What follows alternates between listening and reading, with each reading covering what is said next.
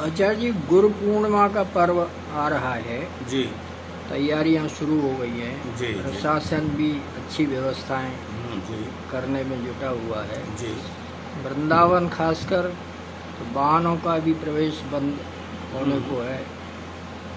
आप बिहारी जी से भी जुड़े हुए हैं, जी शिष्य कर भी आपका बड़ा होगा, तो क्या व्यवस्थाएं कर रहे हैं, उनके लिए क्या संदेश दे रहे हैं? राधे राधे, जय श्री कृष्णा, जय बिहारी जी की। प्रश्न बहुत अच्छा है आपका उपमन्यु जी।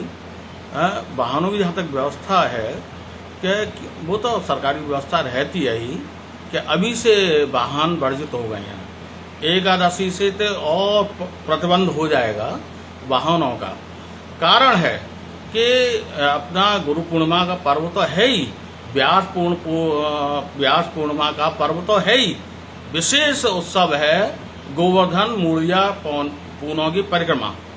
तो वृंदावन से लेकर के और गोवर्धन तक पूरा ब्रजमंडल एक आच्छादित रहता है।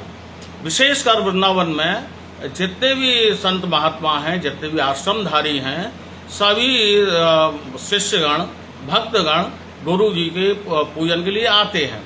लेकिन एक विशेष बात यह है उपमन्यु जी कि लोग सोचते हैं कि केवल गुरु पूर्णिमा के दिन ही गुरु पूजा की जाए। ऐसा नहीं है। पहली बात तो यह है कि अपने को चाहिए कि गुरु जी का महत्व सदैव होता है। जरूरी नहीं कि एक ही दिन पूजन किया जाए, निरंतर पूजन होता ही है। लेकिन विशेष गुरु पूर्णिमा का उत्सव होता है, तो इसके विषय में हमारे गुरुदेव बताते थे कि पूरा गुरु मास, पूरा सावन मास गुरु मास कहलाता है। पूरा सावन मास कोई भी कभी भी किसी भी सावन में आ जाए, किसी भी दिन आ जाए, सावन के महीने में गुरु जी का महीना रहता है शिष्यों के पास। मेरा तो विचार ही है कि जितने भी मेरे शिष्य हैं उनको बोलता हूँ कि आप गुरु पूर्णिमा के दिन बिल्कुल ना आए। चाहें तो केवल फोटो से पूजन कर लो, कोई जरूरी नहीं है कि गुरु जी के पास ही दर्शन किया जाए। जब मौका लगे पूरे सावन महीना में आ जाओ, पूरे सावन महीने में नहीं आओ, कभी भी साल में एक दिन आ जाओ, बस उसी को गुरु जी के दर्शन कर लो, गुरु जी का फोटो खींच लो और अपने चरणामत ले लो, पूजन अर्चन कर लो।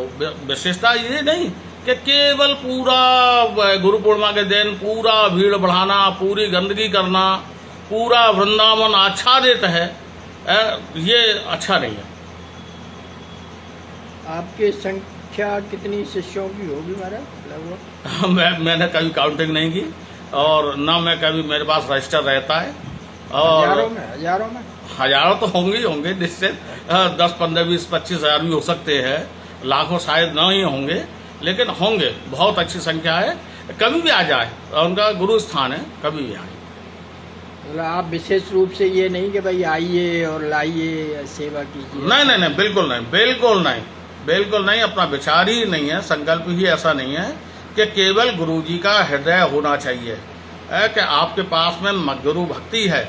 मैं एक बात बता ही देता हूँ कि लोग बोलते हैं कि गुरु ब्रह्मा गुरु विष्णु गुरु देवो महेश्वर, गुरु साक्षात पर ब्रह्म तस्मै श्री गुरुवे नमः।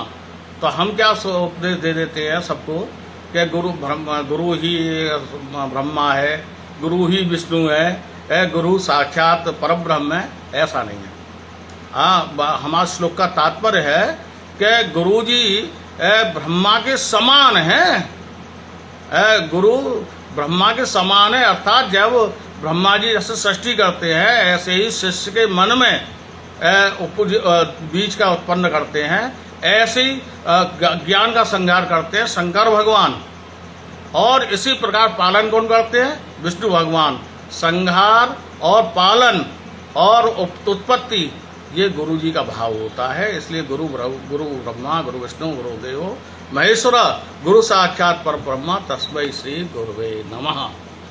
महाराज, यहाँ जिस तरीके की भीड़ होती है और संभावित है गुरु पूर्णिमा के अवसर पर जी, तो क्या उम्मीद करेंगे अपने जैसे गुरुओं से कि भाई वो भी भीड़ को ज़्यादा न बढ़ाएं, इस धाम में शांति के लिए, होना चाहिए, उत्पन्न न होने होना के लिए चाहिए।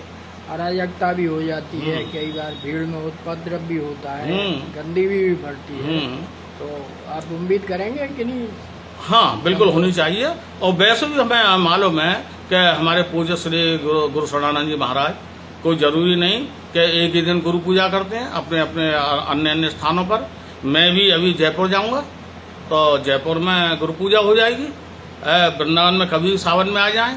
और जितने भी गुरु हैं, जितने भी हैं, स्वामी ज्ञानानंद जी का भी मुझे मालूम है कि जगह जगह गुरु पूजन होता है, कभी चंडीगढ़ में, कभी कहीं।